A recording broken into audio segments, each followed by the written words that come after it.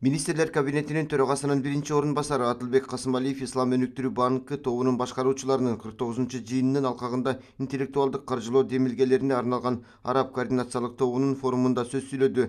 Ал өз сөзүндө Кыргызстан Ислам өнүктүрүү банкы менен да араб координациялык тобунун бардык фонддору менен да кызматташууда көп жылдык ийгиликтүү тажрыйбага ээ экендигин белгиледи. 2023 жылдын жыйынтыгы боюнча Кыргызстан туруктуу өнүгүү максаттары боюнча дүйнөнүн 166 өлкөсүнүн ичинен 45 орунга чыгып, Борбор Азия өлкөлөрүнүн арасында лидер болуп саналат, деди Адылбек Касымалиев. Адылбек Касымалиев билим берүү тармагында өнүктүрүү боюнча эл аралык өнөктөштөр менен кызматташууга ар дайым ачык экенин баса белгиледи. Белгилей кетсек, иш-чара Ислам өнүктүрүү банкынын президенти, ошондой эле Сауд өнүктүрүү фонду, Кувейт араб экономикасын өнүктүрүү фонду, АПЕК өнүктүрүү фонду кирген араб координациялык тобунун фонд жетекчилеринин, Абу Даби өнүктүрүү фонду жана башка адистештирилген фонддордун катышуусунда өттү.